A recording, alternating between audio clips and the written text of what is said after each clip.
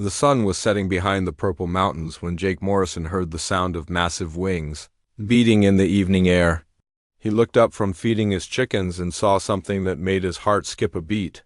A dragon was flying toward his farm. Jake had been living on the colony world of Haven Prime for 3 years now. He had heard stories about the dragons from other farmers and colonists, but he had never seen one this close. Most people said the dragons were dangerous and should be avoided at all costs. The colony leaders had warned everyone to stay away from them and report any sightings immediately, but this dragon was different from what Jake had expected. She was beautiful in a way that took his breath away. Her scales shimmered in the dying light, changing from deep purple to midnight blue. As she moved, she was tall, maybe 8 feet, with long, graceful limbs and wings that seemed to catch every ray of sunlight. Her eyes were the color of pure gold, and they held an intelligence that surprised him. The dragon landed about 50 feet from Jake's farmhouse. She folded her wings carefully and stood very still, as if she didn't want to frighten him. For a long moment they just looked at each other across the yard. Jake's farm was small but well kept. He had a modest house, a red barn, a chicken coop, and a smokehouse where he prepared meat.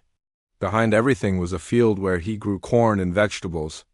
It wasn't much, but it was his home, and he was proud of it. The dragon spoke first, and her voice was nothing like what Jake had expected. It was soft and musical, almost like singing.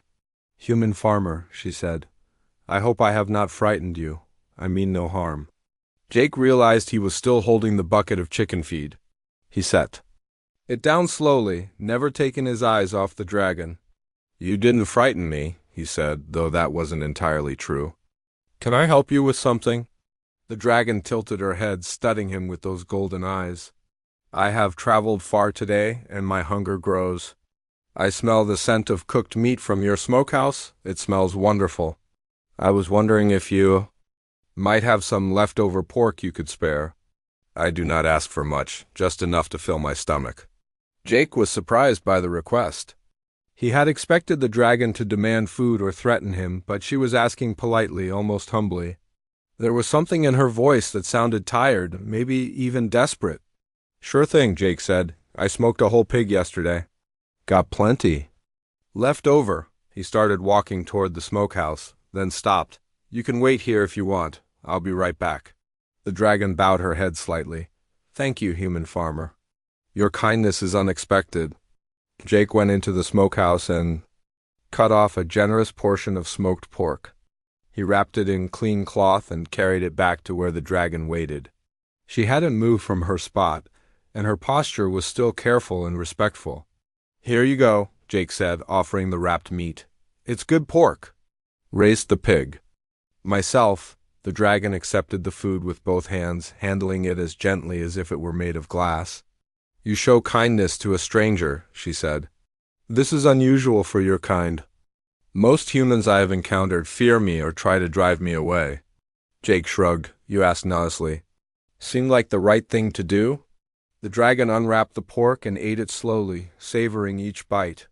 Jake watched her eat and realized she had been telling the truth about being hungry. She ate like someone who hadn't had a good meal in days. "This is delicious," she said after she finished. "You are skilled in the preparation of meat. May I ask your name, human farmer?" "Jake Morrison," he replied. "What's yours?" "I am called Vyra," the dragon said. "I will remember your name, Jake Morrison, and I will remember your kindness." Jake found himself curious about this unusual visitor. "Where do you come from, Vyra? Where do you live?" Vyra looked toward the mountains. "In the distance. Far from here, in places your people do not go. My home is hidden in the deep places of this world." "Are there many of you?" Jake asked. "There are some," Vyra said carefully. "We keep to ourselves mostly. We have learned that it is safer that way."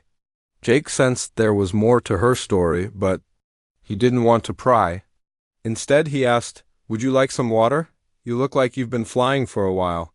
Vyra's eyes showed surprise again. "Water would be welcome, yes." Jake went to his well and drew up a bucket of fresh, cold water. He offered it to Vyra, who drank deeply. When she finished, she wiped her mouth with the back of her hand in a gesture that seemed almost human. "You are not what I expected, Jake Morrison," Vira said. "The stories my people tell about humans are very different from this reality." "What kind of stories?" Jake asked. "Stories of cruelty and fear," Vira said quietly. "Stories of humans who see us as monsters to be destroyed rather than beings to be understood." Jake felt uncomfortable hearing this. "Well, I can't speak for all humans, but I try to judge people by how they act, not by what they look like." Vira stared at him for a long moment. "That is a rare quality in any species," she said finally. The last light was fading from the sky now, and the first stars were beginning to appear. Vira looked up at them with what seemed like longing. "I should go," she said. "The night is when I prefer to travel. Will you come back?" Jake asked, surprising himself with the question. Vira spread her wings, preparing to take off. "Would you welcome me if I did?" "Of course," Jake said. "You're good company." Vira smiled, and Jake was struck by how human the expression looked on her dragon face. "Then perhaps I will return when my travels bring me this way again. Farewell, Jake Morrison. May your crops grow well and your animals stay healthy." She launched herself into the air with a powerful beat of her wings. Jake watched until she disappeared into the darkness, heading toward the mountains. As he finished his evening chores, Jake thought about his encounter with Vera. She was nothing like the dangerous monsters the colony leaders had described. She was intelligent, polite, and seemed genuinely grateful for his small act of kindness. Jake had always believed that most conflicts came from misunderstanding and fear. People feared what they didn't know, and they often attacked what they feared. But Vera had shown him that there might be more to the dragons than anyone realized. He made a mental note to smoke some extra meat over the next few days, just in case she came back. Something told him that this wouldn't be the last time he saw. The dragon called Vera. That night, as Jake lay in his bed, he found himself hoping she would return. For the first time since arriving on Haven Prime, he felt like he had made a real friend. The fact that she happened to be a dragon didn't seem to matter much at all. Outside his window, the stars shone down on the quiet farm, and somewhere in the distance, a dragon flew through the night sky, carrying with her the memory of unexpected human kindness. 3 days after his first meeting with Vera, Jake was working in his vegetable garden when he heard the familiar sound of wings in the sky. He looked up and smiled. The dragon was returning, just as she had promised. Vira landed in the same spot as before, near the chicken coop. She looked around the farm with interest, as if seeing it for the first time in daylight. "Good evening, Jake Morrison," she said. "I hope I am not disturbing your work." "Not at all," Jake said, brushing dirt from his hands. "I was just finishing up for the day." "How was your journey?" "Long but peaceful," Vira replied. "I find myself thinking of our conversation often. It is rare for me to speak with humans in such a friendly manner." Jake noticed that Vera looked tired again, though not as desperately hungry as before. "Would you like some more pork?" "I smoked some fresh yesterday." "If you can spare it, yes," Vira said gratefully. "I do not wish to be a burden, but the food you gave me was the best I have tasted in many months." Jake went to the smokehouse and returned with another wrapped portion of meat. As Vera ate, he found himself studying her more carefully. Her scales were beautiful, but up close he could see they were not as bright as they might have been. There were small scars on her arms and wings, and her movements seemed careful, as if she was in some kind of pain. "Vira," Jake said carefully, "are you feeling all right? You seem tired." The dragon paused in her eating and looked at him with surprise. "You are observant, Jake Morrison. Most humans do not notice such things about my kind."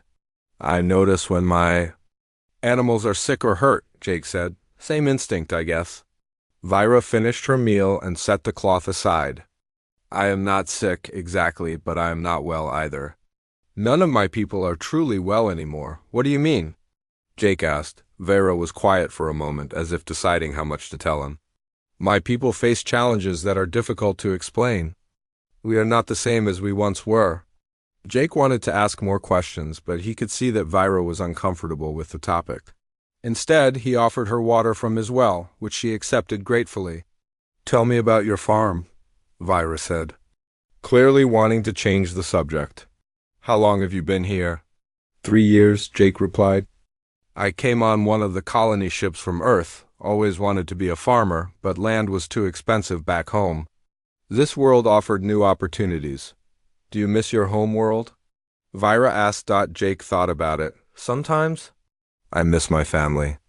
My friends, but this place feels like home now. The soil is good, the weather is mostly fair, and I can build something here that's truly mine. That is a feeling I understand, Vira said softly. The desire to build something, to create a place of safety and peace. Over the next few weeks, Vira's visits became regular. She would arrive every few days, always in the evening, always polite and grateful for whatever food Jake could spare. They would talk while she ate, and Jake found himself looking forward to these conversations more than he had expected. Vera told him stories of distant places she had seen in her travels. She spoke of crystal caves that sang in the wind, of forests where the trees grew in perfect spirals, of mountains that touched the very edge of space. Her descriptions were so vivid that Jake could almost see these wonders himself. In return, Jake told her about Earth, about the cities and farms and oceans of his home world. He told her about his family, his childhood, his dreams of farming among the stars. Vira listened with genuine interest, asking questions that showed she was truly paying attention. One evening, as storm clouds gathered on the horizon, Vera arrived looking worse than Jake had ever seen her. Her scales were dull, her movements slow and painful. She landed heavily and stood with obvious effort. Vira, Jake said, rushing to her side. What's wrong? Are you hurt? Not hurt, she said, her voice weaker than usual. Just tired, very tired. Jake looked at the approaching storm. Lightning flashed in the distance and the wind was picking up. You can't fly in this weather. Why don't you shelter in my barn until the storm passes? Vira hesitated. I would not want to impose. You're not imposing, Jake said firmly. Come on, my barn is warm and dry. Jake led Vera to the barn, where he had stored hay and grain for the winter. The space was large enough for her to be comfortable, and there was fresh straw on the floor. Vira settled down with a sigh of relief. Thank you, she said. Your kindness continues to surprise me. Jake brought her food and water, then sat on a bale of hay nearby. The storm was getting stronger.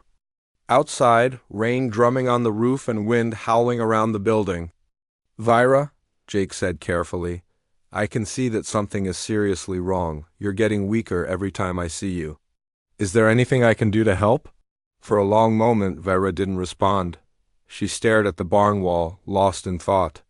When she finally spoke, her voice was barely above a whisper. My people are dying, Jake Morrison. Not from war or natural disaster, but from something far more cruel. We are fading away, and there seems to be nothing we can do to stop it. Jake felt his heart sink. What's causing it? It is complicated, Vira said. A legacy of our past that follows us wherever we go. We thought we had escaped it when we came to this world, but we were wrong. How many of you are there? Jake asked. Fewer each year, Vira replied sadly. Once we were numerous and strong. Now we are few and growing weaker. Jake was quiet for a moment, processing this information. Is that why you're always so tired?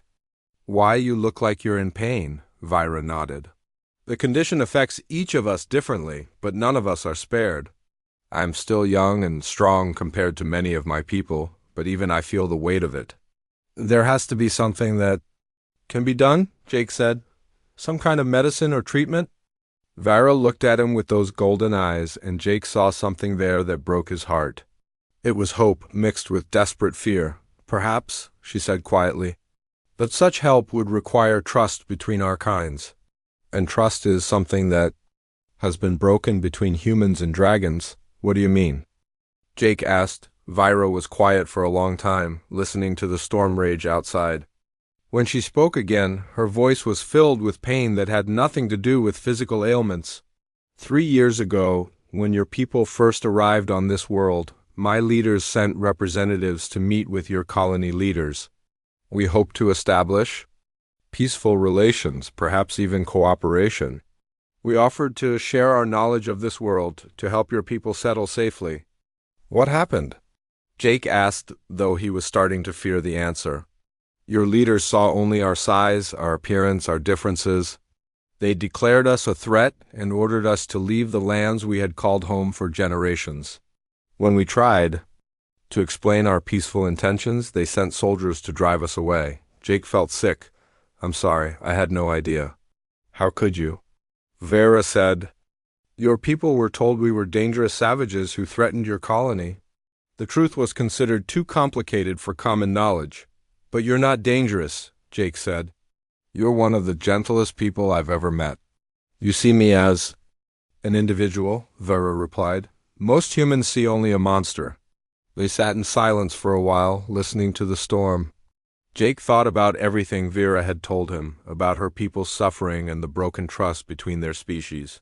Vira, he said finally, would you trust me enough to show me where your people live? Maybe if I could see the situation for myself, I could help somehow. Vira stared at him in amazement. You would do that? Risk traveling with a dragon to visit a place your people consider forbidden? If it might help? Jake said simply. Yes, I would. For the first time since he had known her, Vira smiled with genuine happiness. Then perhaps there is hope after all, Jake Morrison. Perhaps there is hope. Outside, the storm began to calm, but inside the barn, something new was beginning. Friendship was deepening into something more important. A bridge between two species that had been kept apart by fear and misunderstanding. Jake didn't know it yet, but his simple offer to help was about to change everything. 2 days after the storm, Vira returned to Jake's farm. She looked better than she had during the stormy night, but Jake could still see the weariness in her golden eyes. I have thought much about your offer, she said without any greeting. 2. Visit my people, to see our situation for yourself. Are you certain you wish to do this? Jake had been thinking about it too. He knew it would be dangerous. If the colony leaders found out he was visiting the dragons, he could be arrested or even exiled. But he also knew that Vira and her people were suffering and maybe he could help somehow. I'm certain, Jake said. When do we go? Tonight, Vira replied. The journey is not far, but it is best done in darkness.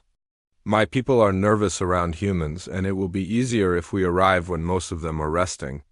Jake spent the day preparing for the journey. He wasn't sure what to expect, so he packed some basic supplies in a small bag. He also prepared extra food from his smokehouse, thinking that if the dragons were starving, they might appreciate the gesture. As the sun set, Vera landed in Jake's yard. She seemed nervous, shifting from foot to foot and glancing toward the mountains. Are you ready? She asked. Jake nodded, slinging his bag over his shoulder. How are we getting there? I will carry you, Vira said.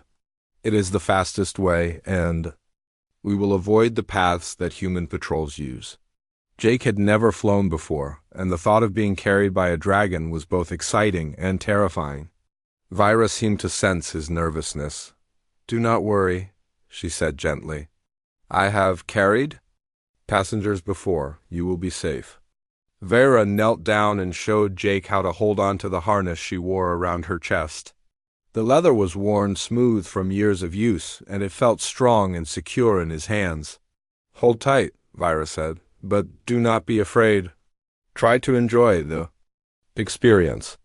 With a powerful beat of her wings, Vera lifted them both into the air. Jake's stomach dropped as they rose above his farm, but the fear quickly turned to wonder. The world spread out below them like a map. With the lights of the human colony twinkling in the distance, they flew through the night sky, heading toward the mountains that ringed the valley where the human settlement was built. Jake had never seen his world from this height, and it was beautiful. The 2 moons cast silver light over the landscape, and the stars seemed close enough to touch. Are you all right? Vera called over the wind. This is amazing, Jake called back. I had no idea it would be like this. They flew for about an hour, crossing several mountain ridges. Finally, Vera began to descend toward what looked like a deep canyon carved into the mountainside. As they got closer, Jake could see that the canyon walls were dotted with caves, each one glowing softly with some kind of light. "This is my home," Vira said as they landed on a wide ledge near the canyon's entrance. "Welcome to the sanctuary of the dragons." Jake looked around in amazement. The canyon was much larger than it had appeared from above, stretching deep into the mountain. The cave openings were not rough holes but carefully carved entrances, decorated with beautiful patterns that seemed to flow like water across the stone. But it was not the architecture that caught Jake's attention. It was the dragons themselves. There were dozens of them visible from where he stood, maybe hundreds more in the deeper parts of the canyon. But they were not the proud, powerful creatures he had expected. They were sick, many of the dragons lay, curled up near their cave entrances, their scales dull and lifeless. Some were so thin that Jake could see their ribs through their skin. Others had patches where their scales had fallen out completely, leaving raw, painful-looking skin underneath. "My God," Jake whispered, "how long have they been like this?" "4 generations," Vira said quietly. "It gets worse each year. The young ones are born smaller and weaker than their parents. Many do not survive their first year." As they walked deeper into the canyon, Jake saw dragon children that were barely the size of large dogs. They should have been the size of horses, but they were tiny and frail. Their parents watched over them with desperate care, but Jake could see the hopelessness in their eyes. "What caused this?" Jake asked. "Come," Vira said. "There are those who can explain it better than I can." She led him to a large cave in the center of the canyon. Inside, the walls were covered with crystals that gave off a soft, warm light. Several elderly dragons were gathered around a pool of water in the center of the cave. The largest of them, an ancient dragon whose scales had faded to pale silver, raised his head as they entered. His eyes were cloudy with age, but his voice was strong. "So," he said, "this is the human who shows kindness to our Vira. I am Korith, eldest of our people. Welcome to our sanctuary, Jake Morrison." Jake was surprised that the old dragon knew his name, but he bowed respectfully. "Thank you for allowing me to visit. I'm sorry to see your people suffering." "Tell me," Korith said, "what do you see when you look upon us?" Jake looked around the cave at the gathered dragons. They were all clearly sick, but he could see intelligence in their eyes, dignity in their posture despite their weakness. "I see people who are in pain," Jake said honestly. "I see families trying to take care of each other. I see the same thing I would see if humans were in this situation." Korith nodded slowly. "And what would you do if these were your people?" Jake didn't hesitate. "I would do everything in my power to help them. Even if it meant going against your own leaders, even if it meant risking your own safety." Jake thought about the colony leaders, about the warnings he had been given about dragons. Then he looked at the sick dragons around him, at the children who were too weak to play, at the parents who were watching their families fade away. "Yes," he said firmly, "I would help." An elderly female dragon stepped forward. Her scales were a faded blue, and she moved with obvious pain. "I am Zara," she said. "I was once a healer among our people. Perhaps you would like to understand what is happening to us." Jake nodded, and Zara began to tell him a story that shocked him to his core. "Long ago," she said, "our people lived on a world far from here. We had a great civilization, with cities that reached toward the stars and knowledge that spanned the galaxy. We were explorers, scientists, artists. We lived in peace and prosperity for thousands of years. What happened?" Jake asked. "A cosmic disaster," Zara continued. "A phenomenon your people call a dark matter storm. It consumed our world, destroyed our cities, killed most of our people. Those who survived fled in great ships, searching for a new home." "You're refugees?" Jake said, understanding beginning to dawn. "Yes," Korith confirmed. "We are the last survivors of a once great civilization. We came to this world seeking sanctuary, hoping to rebuild our lives in peace. But the same radiation that destroyed our world followed us here," Zara said. "It takes generations to manifest, but it slowly breaks down our bodies at the cellular level. We are dying, Jake Morrison. My people have perhaps 50 years left before we become extinct." Jake felt sick. But surely there's something that can be done. Medicine, treatment, something. We have tried everything our knowledge can provide, Zara said. But our medical science was based on our original biology. This condition requires understanding of genetic structures that we never needed to study before. What about human medicine? Jake asked. Our doctors, our hospitals? The dragons exchanged glances. Finally, Korith spoke. 3 years ago, when your colony first arrived, we sent ambassadors to your leaders. We told them of our condition, offered to share our knowledge and technology in exchange for medical assistance. We showed them proof of our peaceful intentions, evidence of our advanced civilization. What did they say? Jake asked, though he was beginning to suspect the answer. They said we were lying, Vira said bitterly. They said we were primitive, savages trying to trick them. They declared us a threat to human expansion and ordered us to leave the territory we had called home. When we tried to explain our situation, Korith continued, they sent soldiers to drive us away. Several of our people were killed in the fighting that followed. Jake felt ashamed of his own species. I'm so sorry, I had no idea. How could you? Zara said gently. Your people were told that we were dangerous monsters who threatened their safety. The truth was hidden from common knowledge. But you could have fought back, Jake said. You're powerful. You could have defended yourselves. We could have, Korith agreed, but we chose not to. We had already lost one world to violence and destruction. We did not wish to bring the same fate to this one. Jake looked around at the dying dragons, at the children who would never grow up, at the parents who were watching their families fade away. He thought about his own leaders, about the lies they had told, about the suffering they had caused through their fear and prejudice. This is wrong, he said quietly. This is completely wrong. Yes, Korith said, it is, but what can be done? Your people fear us, and ours no longer trust yours. The divide seems too great to bridge. Jake thought about Vera, about the friendship they had built over shared meals and simple conversation.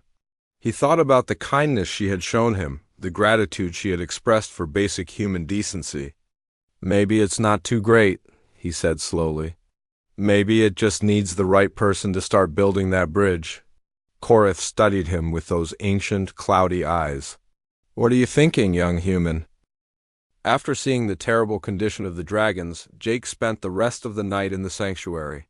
Vira showed him around the deeper parts of the canyon, and what he saw there amazed him even more than the suffering had shocked him. Hidden in the deepest caves were chambers filled with incredible technology. Crystals the size of buildings hummed with energy, projecting images and information into the air like magic. Jake watched in wonder as holographic star maps appeared above, his head showing systems and galaxies he had never imagined. This is just a small part of what we saved from our homeworld, Vira explained as she led him through a chamber filled with floating platforms and glowing screens. Most of our great libraries and laboratories were lost when our planet died.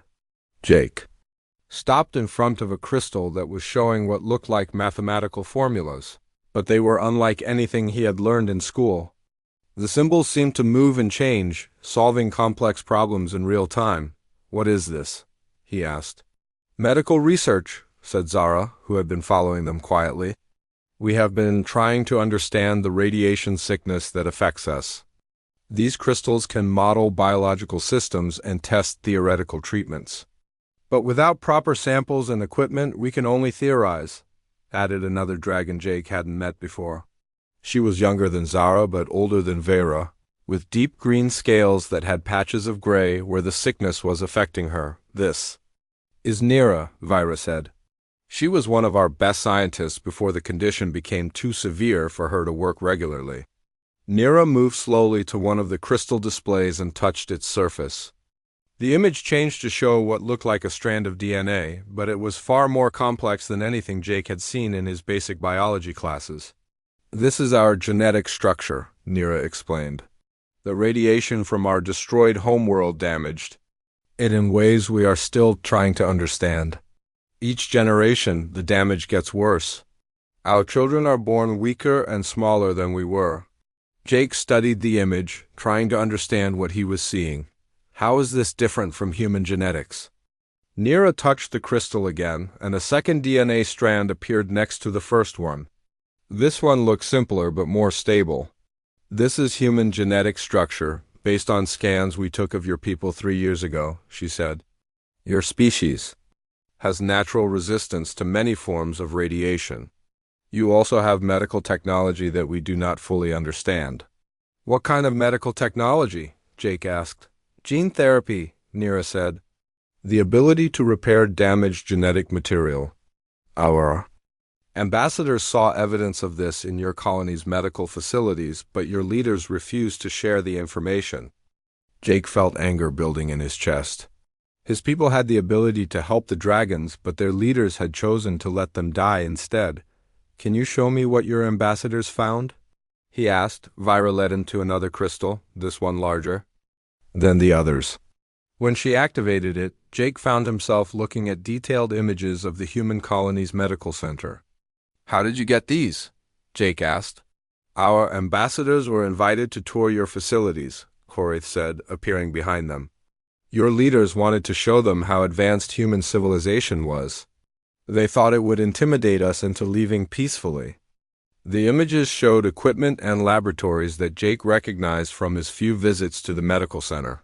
But he was seeing them now through different eyes, understanding what they could mean for the dying dragons.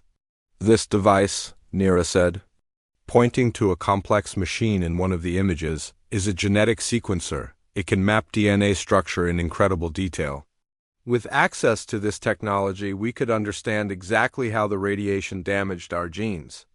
And this, Zara added, highlighting another machine, is a gene therapy chamber. It can actually repair damaged genetic material and introduce beneficial changes. Combined with our knowledge of our own biology, it could potentially cure our condition. Jake stared at the images, feeling sick with the realization of what his leaders had done. They had seen the dragons' advanced technology, understood their desperate need for medical help, and still chosen to treat them as enemies. Why didn't your people just take what they needed? Jake asked. You're obviously more advanced than US in many ways. You could have forced the issue. Korath's expression grew sad. Because we learned the cost of violence when our world died. We will not repeat the mistakes that led to our destruction. What mistakes? Jake asked. Fear and aggression toward those who are different, Korath replied. Our people once fought wars over differences that seem meaningless now. We nearly destroyed ourselves before the cosmic disaster finished the job. We swore that if any of US survived, we would choose peace over conflict, no matter the cost. Jake understood now why the dragons had chosen to hide rather than fight. They were trying to be better than they had been before, even if it meant dying in the process. There has to be another way, Jake said. Your people are dying. My people have the technology to help. There has to be some way to bring them together. How? Vira asked. Your leaders have already decided we are enemies. They have told your people we are dangerous monsters. Even if we approach them again, they would not listen. Jake thought about this problem as Vera flew him home the next morning. The flight back seemed shorter than the journey to the sanctuary. Maybe because his mind was focused on what he had learned. When they landed at his farm, Jake turned to Vera with determination in his eyes. I need to see the records, he said. Everything your people documented about their meeting with our leaders. Every piece of evidence about your technology and your medical condition. Why? Vira asked. Because I'm going to tell people the truth, Jake said. All of it, Vira looked worried. That would be very dangerous for you. Your leaders will not want this information to become public. I know, Jake said. But I can't just pretend I don't know what I know. Your people are dying and mine could help them. That's more important than my safety. Over the next few days, Vera brought Jake crystal storage devices containing all the information the dragons had gathered about human technology and their failed diplomatic mission. Jake spent hours studying the data, learning about the advanced dragon civilization and the medical research they had been conducting. The more he learned, the angrier he became. The dragons had offered to share technology that could have advanced human civilization by centuries. They had asked for nothing more than medical assistance and a small territory to call home. Instead, they had been branded as threats and driven. A way to die in secret. Jake also learned that his colony leaders had detailed files about the dragon condition. They knew exactly what was wrong with the dragons and what it would take to help them. They had made a deliberate choice to let an entire species die rather than admit they had been wrong about them. But Jake also found something else in the data, the personal communication records of the dragon ambassadors. They had recorded everything. That happened during their meetings with human officials, including conversations that the human leaders thought were private. As Jake listened to these recordings, he realized he had found something that could change everything. The human leaders had not just rejected the dragons out of fear or misunderstanding. They had rejected them because they were afraid of losing power. In one recording, Jake heard Colony Administrator Carl Rogers talking to his staff about the dragons. "If we work with them, people will start asking why we didn't tell them about this earlier," Rogers said. "They'll realize we've been lying about the threat level. We'll lose all credibility. Better to stick with the story that they're dangerous and keep them at a distance." Another recording captured Military Commander Linda Hayes explaining her position to her officers. "These dragons have technology we don't understand," she said. "If we let them integrate with our colony, they might become more powerful than us. We need to maintain human dominance on this world." Jake listened to recording after recording, each one revealing more about the selfish motivations behind his leaders' decisions. They were not protecting the colony from a threat. They were protecting their own positions of power. When Jake finished reviewing all the evidence, he knew what he had to do. The truth needed to come out, no matter what it cost him personally. He began by making copies of everything on storage devices he could hide around his farm. Then he started planning how to share the information with as many people as possible, as quickly as possible. Jake knew that once he started this process, there would be no going back. His leaders would try to stop him, maybe even arrest him. But he also knew that he couldn't live with himself if he stayed silent while an entire species died. The dragons had trusted him with their truth. Now it was time for him to trust his own people with the same truth and hope that they would make better choices than their leaders had made. Jake spent 3 days preparing for what he knew would be the most important thing he had ever done. He made copies of all the dragon evidence and hid them in different places around his farm. He also used his access to the colony's communication system to prepare messages that would go out to every human settlement on the planet and even to other colony worlds. On the 4th morning, Jake sat in his kitchen and looked at the communication device that would change everything. Once he sent these messages, there would be no going back. His leaders would try to stop him, maybe even arrest him.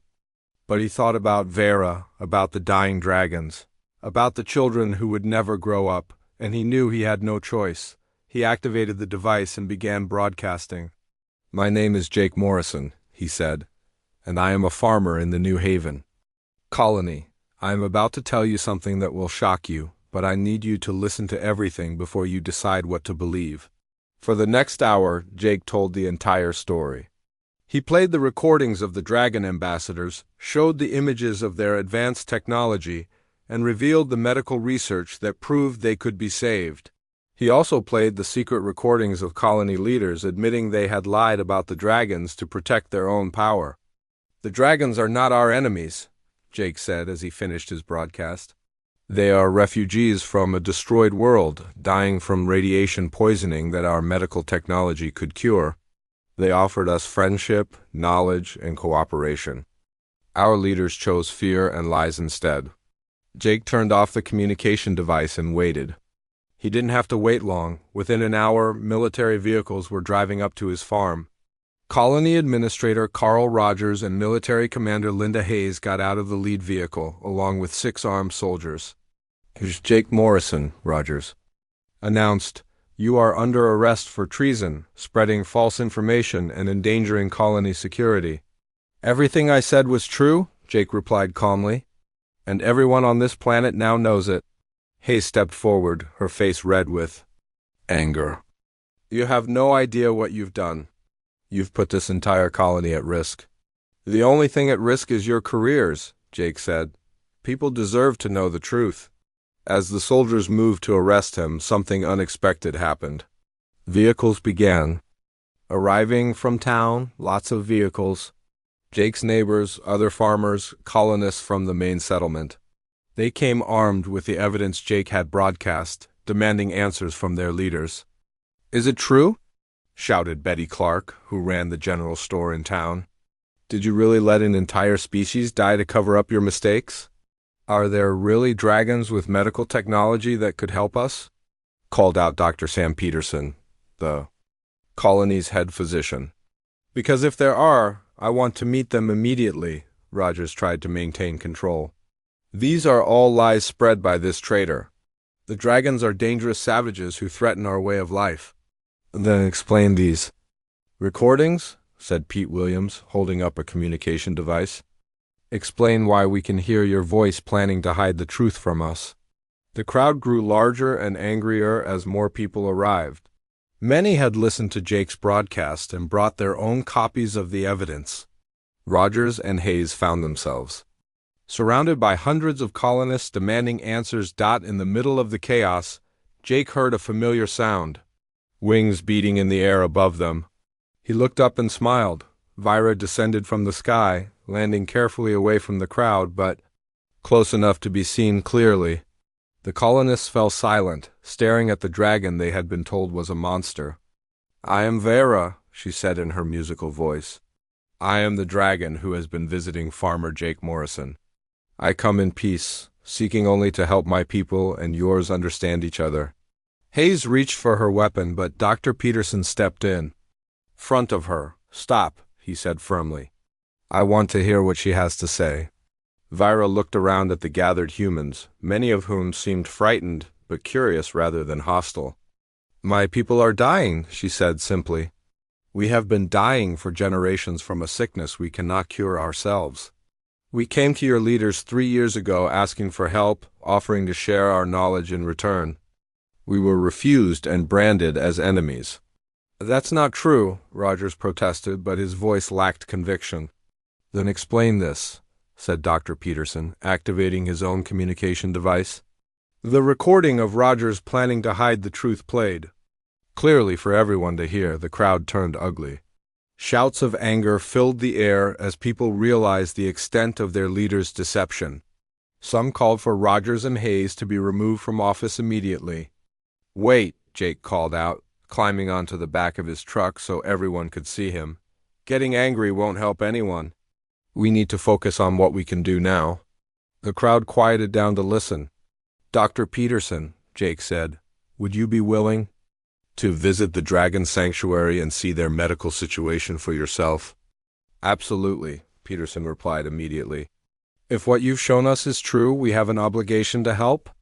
"And what about their technology?" asked Lisa Wang, the colony's chief engineer. "If they really have the advanced systems shown in these images, we could learn incredible things from each other."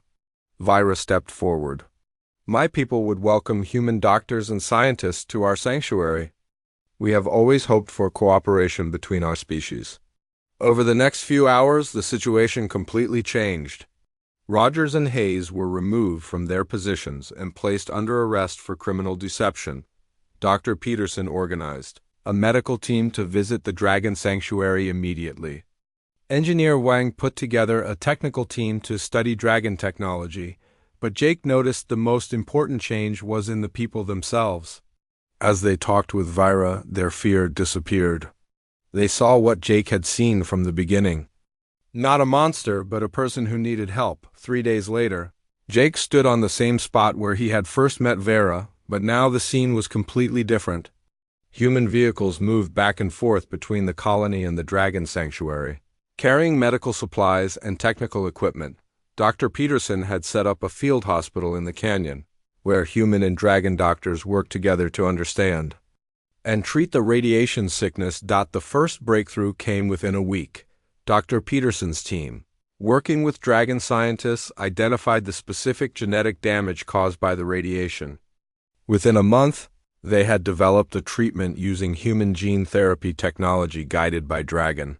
Biological knowledge. Jake watched as the first group of young dragons received the treatment. The change was dramatic. Their dull scales began to brighten, their energy returned, and for the first time in generations, dragon children began to grow at normal rates, but the transformation went both ways.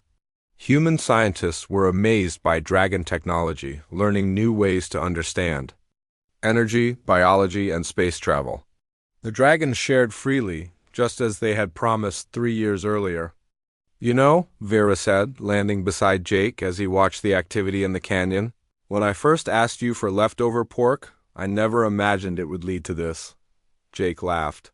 "Neither did I, but maybe that's how the best changes happen. Not through grand plans or political agreements, but through simple kindness between individuals." 6 months later, the canyon had been transformed into something entirely new. Human and dragon engineers had worked together to build a city that combined the best of both technologies. Crystal spires rose beside steel and concrete buildings. Dragon children played with human children in parks designed for both species. The medical treatment had been so successful that the dragon population was growing healthy and strong for the first time in generations. In return, dragon technology had advanced human science by decades. New ships capable of traveling between stars were being built using dragon knowledge of energy manipulation. Jake's farm had become a symbol of the cooperation between the species. Humans and dragons worked together in his fields, learning from each other's agricultural techniques. His smokehouse, where this whole story had begun, now provided food for both humans and dragons working on joint projects. One evening, as Jake was finishing his daily chores, he found Vira waiting by his farmhouse, just as she had on that first night so many months ago. "I brought something for you," she said, holding out a small crystal that glowed with soft light. "What is it?" Jake asked. "A memory crystal," Vera explained. "It contains the complete history of our people, from our ancient civilization to our arrival on this world. We want to make sure the truth is never lost again." Jake accepted the crystal carefully. "Thank you. Though I think the real truth is happening right here, right now." They stood together watching the sun set over the mountains, where human and dragon children were playing together in the distance. Ships moved across the sky, carrying people of both species to new settlements where they could build their future together. "You were right about transformations," Vira said. "They do begin with the smallest acts of kindness." Jake nodded, thinking about how a simple offer of leftover pork had led to the salvation of an entire species and the birth of a new kind of civilization. "The best ones do," he agreed. In the growing darkness, the lights of the new city shone like stars, a beacon of what could be accomplished when different peoples chose cooperation over fear, kindness over prejudice, and truth over comfortable lies.